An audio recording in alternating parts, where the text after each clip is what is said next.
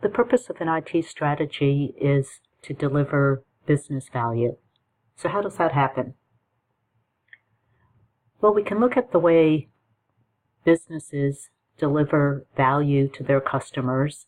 And according to the value discipline model, there are three major ways that companies do that. One is through operational efficiency, that is providing the best total cost. One is through customer intimacy, providing the best total solution or the best customer experience. And one is through product leadership, providing the best product. Companies that have chosen to emphasize one of these approaches include Walmart, which has focused on operational efficiency.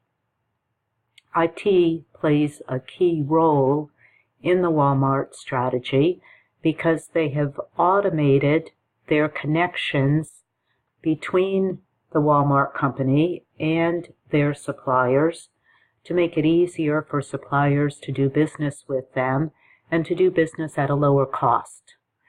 Walmart then expects their suppliers to provide the products to the company at a lower cost so they can pass those cost savings on to the customer. A company that is famous for historically providing the best product is Apple. The way that companies use IT to facilitate product development might be through computer-aided design or computer engineering software that allows them to try out various designs and to bring them to fruition more rapidly. Customer intimacy, or the best customer solution, an example of that might be Uber. Uber uses technology to connect customers and drivers with the intent of providing a great solution and a very efficient service at a reasonable price. So it's the best total solution.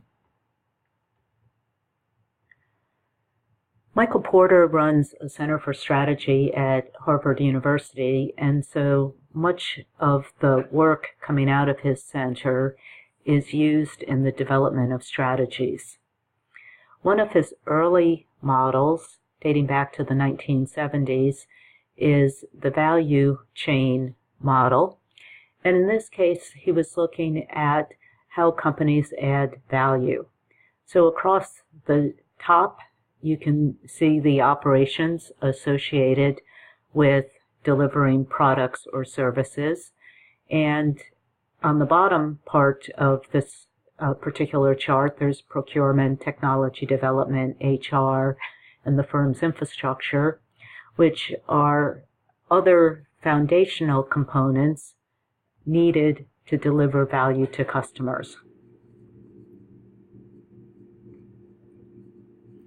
If we look at Michael Porter's competitive forces model, essentially the value chain that we were looking at falls into the center of the competitive forces model. That is the value chain within a particular company.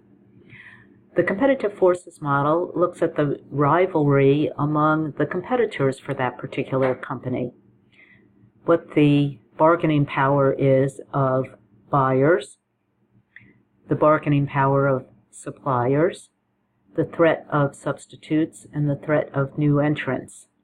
So for instance, if within an industry there are a lot of suppliers, an individual supplier has fairly low bargaining power.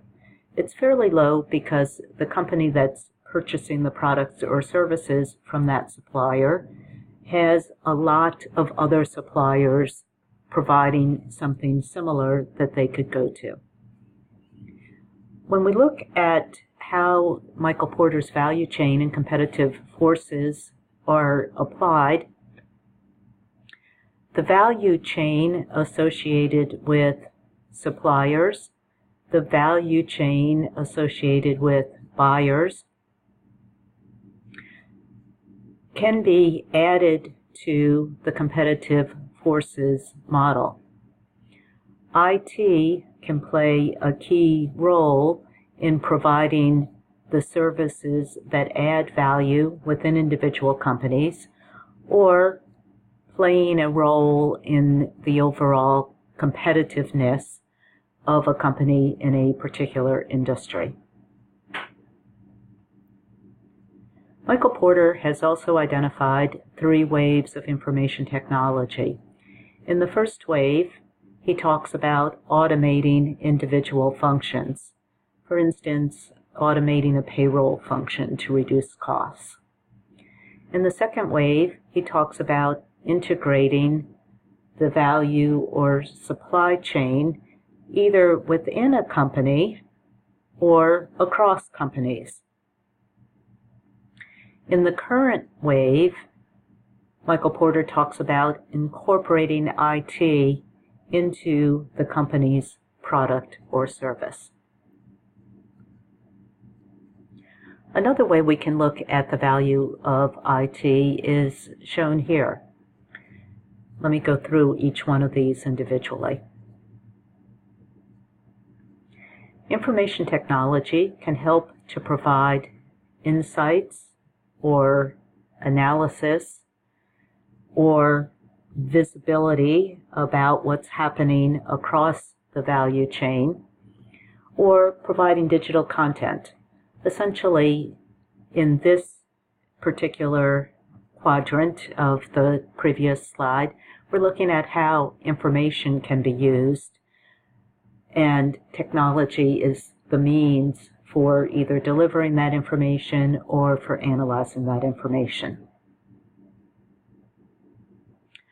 Another way that information technology can add value to the company is through speed. Of course, we all know computers operate more quickly than humans can. And what this can translate into is agility in the marketplace, reduced cycle times for delivering products, reduced time to market for new products, or potentially using information technology as a means for providing just-in-time services or products. All of this can reduce the costs and increase the value for the company that's able to use technology in these ways. Another way that technology can be used is through expanding the reach of a company, through networking, of course. And so a company that's located in one location can essentially sell their product in other locations, expanding their market reach. They can also expand their sphere of influence, that is, to influence buying behaviors outside of their geographic region, and also to enhance stakeholder relationships, that is, their connection to suppliers and customers.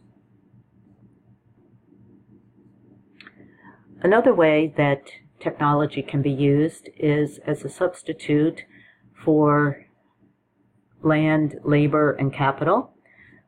So, for example, in the past, if a product was to be sold by a company, the company typically needed a store, needed some land. That's no longer a requirement when we're talking about electronic commerce, for instance. We can also reduce the cost of producing and selling products, that is, using technology to substitute for labor. And capital is frequently invested in new factories and equipment, and information technology can frequently make existing factories and equipment more efficient so that we don't have to invest new capital.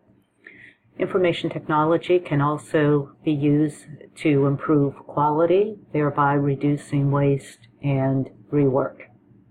So I hope this short presentation gives you some ideas about how information technology might be used to add business value.